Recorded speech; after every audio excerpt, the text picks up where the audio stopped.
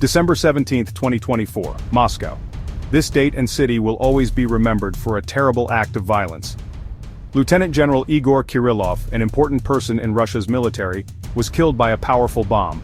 Kirillov was in charge of Russia's defenses against nuclear, biological and chemical weapons. His death was a scary reminder of the war with Ukraine.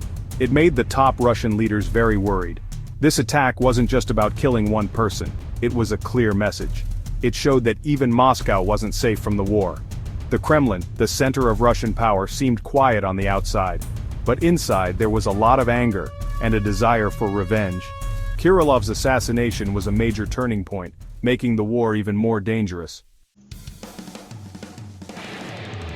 Ryazansky Prospect is a busy street in Moscow, far from the fighting in Ukraine. But on that December day, it became a place of chaos and destruction. The bomb that killed Kirillov exploded there, leaving a terrible scene. Debris covered the street, showing how violent the attack was. Kirillov lived in a normal apartment building on that street. Even though he was important, he lived a regular life. But even in Moscow, he wasn't safe. The explosion was incredibly loud, breaking the quiet afternoon and causing a lot of damage. Nearby apartments where regular people lived were also hurt by the blast, showing that the attack didn't care who it harmed. This wasn't random. Kirillov's assassination was carefully planned and executed.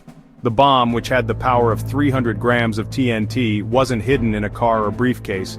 It was hidden in an electric scooter. This everyday vehicle became a weapon. The bomb was waiting and it was detonated remotely as Kirillov left his building, giving him no chance to escape. The attackers knew Kirillov's habits and where he went. They chose the perfect time to strike and then vanished into the streets of Moscow. Ukraine claims responsibility, Russia vows revenge. The tension between Ukraine and Russia has reached a boiling point, with both nations now on the brink of a significant escalation. The recent events have only added fuel to the already raging fire. The news of the explosion spread quickly from Ryazansky Prospect to the leaders in Moscow and Kyiv. The bustling streets of Moscow were abuzz with rumors and speculations, while in Kyiv the atmosphere was equally charged with tension and anticipation. The explosion was not just a physical event, it was a symbolic act that resonated deeply within the hearts and minds of the people in both capitals. Soon people started saying Ukraine was responsible. Social media platforms were flooded with posts and comments, each one adding to the growing narrative. In cafes and public squares, the topic of conversation was the same: who was behind the explosion, and what would happen next? The sense of uncertainty was palpable, and everyone seemed to have an opinion. Someone from Ukraine's security service, who didn't want to be named, said they did it. This anonymous source claimed that the operation was meticulously planned and executed with precision. The revelation sent shockwaves through the international community, raising questions about the motives and the potential repercussions of such an act. They said it was a special operation to kill an important target. The target, according to the source, was a high-ranking official whose elimination was deemed crucial for Ukraine's strategic interests. The operation was described as a bold and daring move, one that required extensive planning and coordination. The implications of this revelation were profound, as it suggested a level of sophistication and determination that few had anticipated. The Kremlin didn't say if Ukraine was involved or not. Official statements from Moscow were carefully worded, leaving room for interpretation. The ambiguity only added to the tension, as both sides prepared for the possibility of further escalation. The silence from the Kremlin was deafening, and many saw it as a strategic move to keep their options open. But their silence was very telling. The lack of a clear denial or confirmation spoke volumes, suggesting that the Kremlin was weighing its response carefully. The atmosphere in government offices was tense, with officials and advisors engaged in intense discussions about the next steps. The stakes were high, and the decisions made in those rooms would have far-reaching consequences. Maria Zakharova, who speaks for the Foreign Ministry, spoke to the news. Her appearance was highly anticipated, and her words were expected to provide some clarity on the situation. As she stepped up to the podium, the room fell silent, with everyone eager to hear what she had to say. She looked angry and sad. Her emotions were evident, and her tone conveyed a deep sense of betrayal and outrage. It was clear that the events had struck a personal chord with her, and she was determined to make her feelings known. She talked about Kirillov's loyalty to Russia and called the attack a cowardly act of terrorism. Kirillov was a respected figure, known for his dedication and service to the nation. Zakharova's words painted a picture of a man who had given his all for his country, only to be struck down in a senseless act of violence. Her condemnation of the attack was unequivocal, and she made it clear that such actions would not go unanswered. She promised that Russia would get revenge quickly and harshly. Her promise was not just a statement, it was a declaration of intent. The message was clear: those responsible would be held accountable, and Russia would take whatever measures necessary to ensure justice was served. The resolve in her voice left no doubt that the Kremlin was prepared to act decisively. She said that Ukraine's leaders would pay for what they did. The implication was that the repercussions would extend beyond the immediate perpetrators to the highest levels of the Ukrainian government. This was a direct challenge, one that signaled a potential escalation in the conflict between the two nations. Her angry words showed what the Kremlin was thinking. They didn't admit it, but they promised revenge. The underlying message was clear. Russia was ready to respond with force, and the situation was far from over. The world watched with bated breath as the potential for a larger conflict loomed on the horizon. The stakes were higher than ever, and the actions of the coming days would shape the future of the region. The life and controversies of Lieutenant General Igor Kirillov. Kirillov was more than just a military leader. He was a man who embodied the strength and resilience of Russia's armed forces. His career spanned decades, during which he climbed the ranks through sheer determination and strategic brilliance. His presence in the military was not just about command, it was about inspiring a sense of duty and patriotism among his troops. He was a symbol of Russia's military power. His leadership was often showcased during grand military parades where soldiers marched in perfect unison and the national flag fluttered proudly. These parades were not just displays of military might but also a testament to Kirillov's ability to lead and inspire. Some people respected him but others didn't. While many saw him as a hero who defended the motherland, there were those who viewed him with suspicion and disdain. Public opinion was divided. Some cheered for his achievements while others protested against his methods and decisions. Since 2017, Kirillov was in charge of protecting Russia from chemical, biological, radiological, and nuclear attacks. This role was critical, especially in an era where such threats were becoming increasingly sophisticated. His responsibilities included overseeing the development of defense strategies, coordinating with various military units, and ensuring that the nation was prepared for any eventuality. It was a very important job, showing that the Kremlin trusted him a lot. His position required not only military expertise but also political acumen. He was often seen in high-level meetings discussing national security with top officials, which underscored the level of trust and confidence the Kremlin had in his abilities. But Kirillov's past wasn't perfect. His long career was marred by several controversies that cast a shadow over his achievements.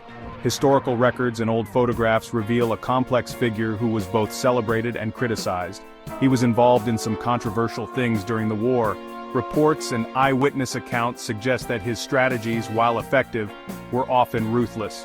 His actions in various conflict zones raised ethical questions and sparked debates about the morality of his methods.